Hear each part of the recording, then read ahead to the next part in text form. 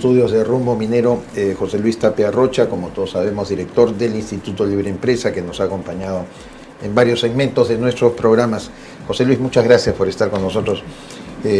Vamos a hablar un poco del futuro de la economía ahora en este nuevo escenario político, con el acceso de Fuerza Popular y la señora Keiko Sofía Fujimori como presidenta de la República, porque lo primero que hay que poner sobre la mesa es evidentemente lo que es una preocupación del Banco Central de Reserva y de economistas como tú y de tu instituto, que le ponen el foco a este dispendio del gasto fiscal que han aprobado el Congreso, pero peor que lo apruebe el Congreso es el hecho de que también el Ejecutivo no lo haya observado, de tal manera que ahí hay un doble, digamos, efecto por la voluntad de ambos poderes del Estado de perforar la caja fiscal y más aún no aprovechar el ciclo de mayor recaudación que evidentemente lo estamos pasando en estos momentos, con consecuencia del alto precio de los metales, para fortalecer más bien nuestra capacidad fiscal y afrontar nuevos desafíos y los problemas que se nos van a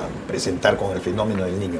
¿Cómo podemos corregir desde tu punto de vista, o cómo debe corregir el gobierno, o cómo orientar la corrección de estos dos problemas? Bueno, limitando el poder del Estado, lo primero. Si no tienes limitación de esas facultades de gasto, va a ser imposible pues de que se pueda ahorrar. Ahora, con mayor razón, se debe ahorrar, que hay precios de minerales de manera extraordinaria, están bien altos. Ahora tenemos que pensar en lo que ya viene, ¿no? Que es un fenómeno del Niño ahí que se está apareciendo, y tenemos que estar prevenidos en ese asunto. Entonces se necesitan recursos para ese efecto, y esos recursos se hace por ahorro, pero ese ahorro va a venir de una limitación del poder del gobierno, ¿no? Claro. Ahora, el verdadero desafío no es solo recaudar, digamos, más recursos, sino también mejorar la calidad del gasto público, ¿no? Si hablamos también de tener prioridades de inversión, de redefinir, ¿cómo ve usted el gobierno entrante de Keiko Fujimori? ¿Cuáles serían las primeras medidas que se tendrían que adoptar? Tienes razón eso de ver la calidad del gasto. En realidad es el tipo de gasto, donde no es lo mismo un gasto en prevención que un gasto en educación.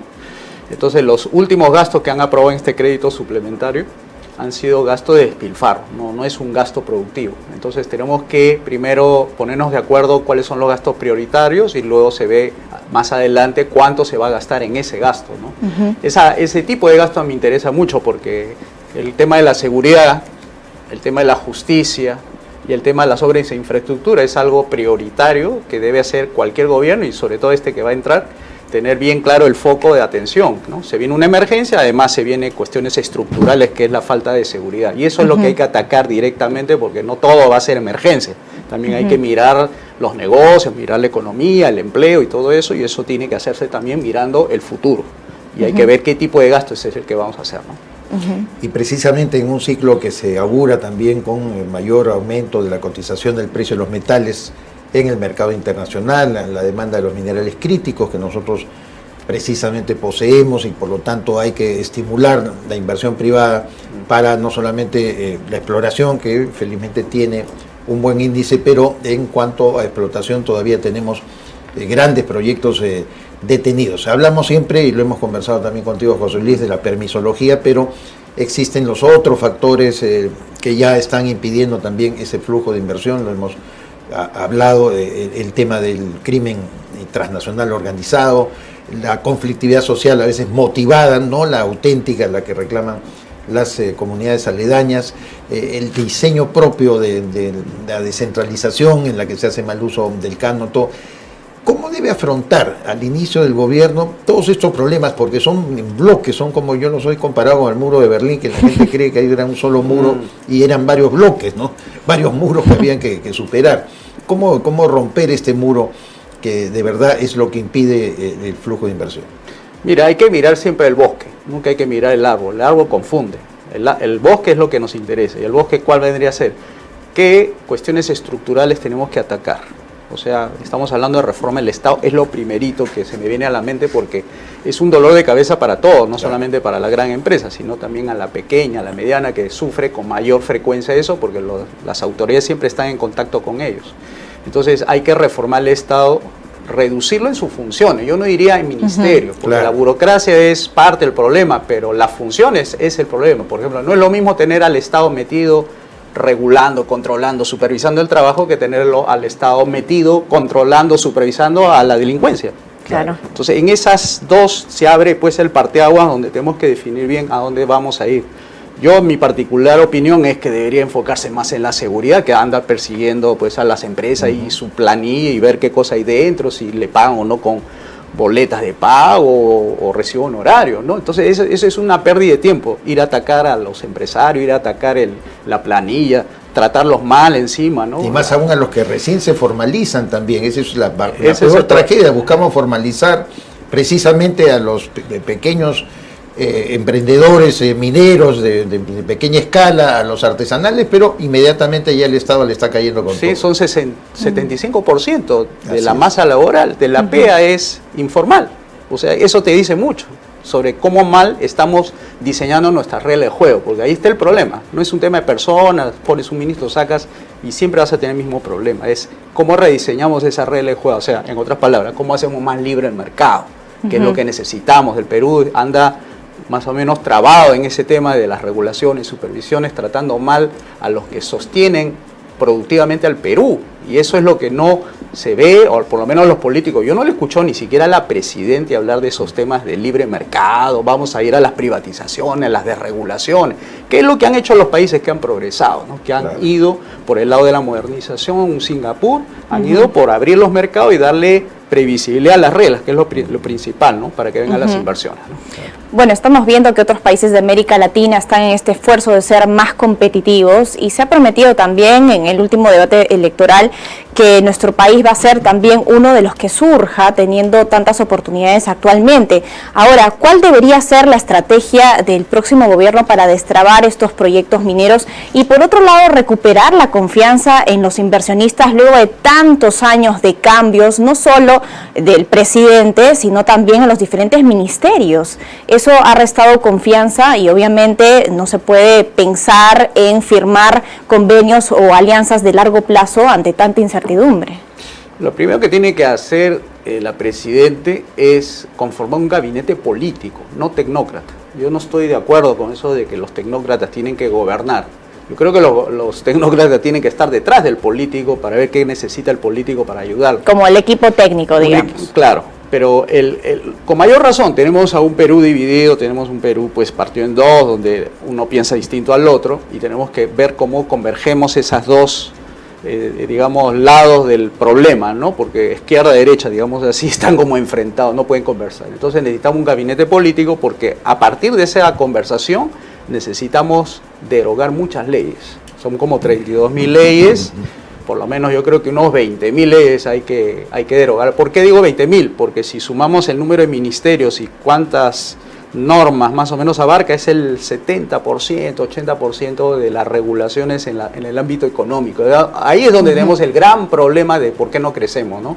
Es decir, hay que destrabar mucho la economía, y parte de esa estructura de reglas de juego que hay que derogar, y se necesita Congreso y Ejecutivo yendo de la mano, presentando una ley ómnibus, como lo hizo la calle Pou ahí en Uruguay, presentando una ley para derogar muchas leyes más, las que era lo que impedía justamente el desenvolvimiento económico, ¿no? Ya que mencionas un ejemplo internacional, ahora el ambiente sudamericano se presenta muy favorable también por los gobiernos, o la naturaleza de los gobiernos que han sido elegidos, que por supuesto no avalan los disparates socialistas que se tratan de imponer en nuestra región, o han querido imponer. Pero el péndulo es así, como tú bien dijiste, política, igual va a surgir de la derecha a la izquierda, si es que no persuadimos también a la población acerca de la importancia que tiene la inversión privada como motor de desarrollo, generación de empleo formal, empleo sostenible, empleo responsable, de tal manera que debería haber también un concierto a nivel sudamericano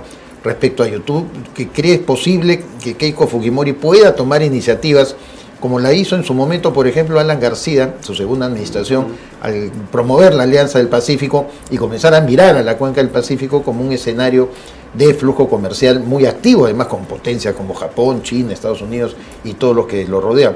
¿Algo parecido puede hacer Keiko Fujimori o debe hacer? Por supuesto, puede crear incluso un foro liberal de América Latina, como lo hizo el Foro de Sao Paulo con el señor el que está ahorita de presidente, Lula da Silva. Sí. Crear una plataforma de lanzamiento del libre mercado a nivel de las Américas, como lo hizo George Bush padre, ¿no? Lanzó la iniciativa de libre comercio de las Américas. Correcto. Todo iba caminando bien hasta que se detuvo por una serie de cuestiones políticas. Es decir, hace falta iniciativa de ese tipo, ¿no? Porque ya no se puede hablar pues de combatir al socialismo desde la localidad, desde el Perú, y desde ahí pues hacer todo lo que necesites para sacar al socialismo de tu país. Ni con adjetivos, sino con realidades, porque ahí están los disparates de estos socialistas, cómo están dejando a sus respectivos países, cómo han detenido su proceso de desarrollo, cómo han impedido de que la infraestructura pueda crecer incluso. Sí, el socialismo se mueve a nivel internacional, no es un tema local. Se mueve como ideología y como aliento de... Y con recursos. Y con recursos. Recursos, además, ya que tenemos ahora que USAID se ha salido del esquema de financiamiento, un poco están descolocados a la izquierda, ¿no? Pero igual ellos van a buscar seguramente fondos, seguro por ahí, por la minería ilegal o algún tipo de economía fuera de la legalidad, ¿no? Para avanzar en ese sentido su ideología y su política, ¿no?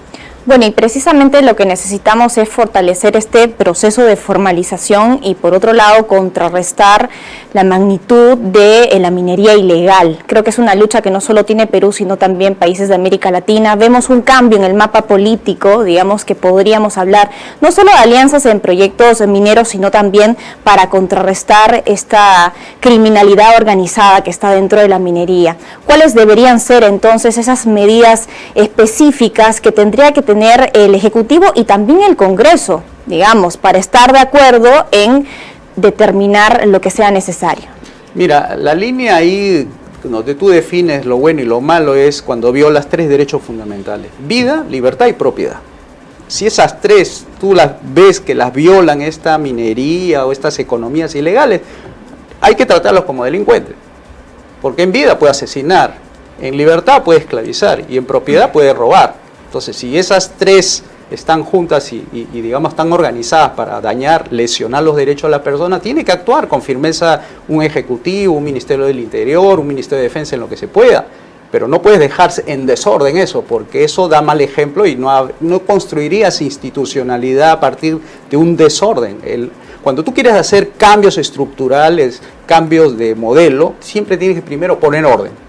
Y poner orden es lo principal. Y luego empiezas a hacer tus reformas económicas y todo eso. Bueno, uno de los aspectos que se resaltó incluso en el último Congreso Mundial de Minería, del cual el Perú fue sede, es el hecho que nuestro país resultaba atractivo por el costo más barato que tiene de la energía. Pero al mismo tiempo sabemos que tenemos también un techo para eso, porque el abastecimiento para abaratar esa energía proviene de Camisea, y Camisea ya tiene sus limitaciones, tiene sus problemas y no tiene una visión de expansión. Por lo tanto, si no cuidamos ese aspecto, se vuelve pues a encarecer también el suministro de la energía. ¿Cómo enfocar desde la perspectiva del nuevo gobierno, José Luis, ese tema?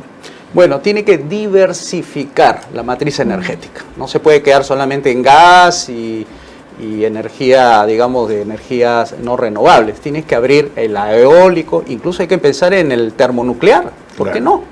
Como lo sucede en otros países, puede paralizar algo y puede caminar con el otro. O sea, mientras más alternativas de fuente de energías tenga, eres menos vulnerable. Pero aún así también el petróleo, ¿no? Porque es una tontería decir que por la transición energética y por acabar con los recursos fósiles, el petróleo va a desaparecer pasado mañana. Es mentira. No, es mentira. Todos los expertos te dicen, ¿no es cierto?, vamos a tener que depender todavía del petróleo por lo menos el próximo medio siglo. A Alemania le está sucediendo una cosa inversa. O sea, ellos por ser muy green, industria green, están regresando a las industrias fósiles. O sea, claro, porque han visto pues cómo se detiene la modernidad, ¿no? Y incluso la energía nuclear igual, la tratan mal. Y ahora quieren retroceder para volver a lo que era antes, ¿no? Entonces, se equivocó mucho este movimiento ambientalista, pero muy.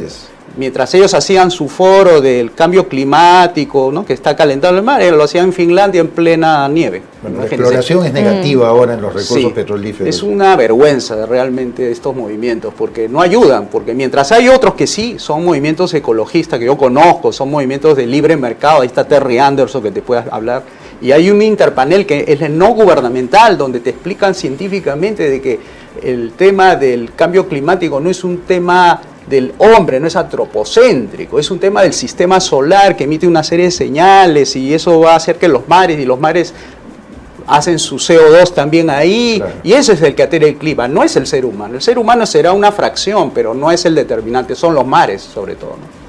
Bueno, muchísimas gracias, José Luis, por haber estado con nosotros, siempre ilustrativo escucharte y por supuesto comprometido para venir en una próxima oportunidad a seguir dialogando estos temas y posterior incluso al mensaje presidencial de la señora Keiko Sofía Fujimori. Muchas gracias. Muchas gracias. Estuvo con nosotros José Luis Tapia Rocha, director del Instituto de Libre Empresa, y ya lo sabe usted, hay que recordar permanentemente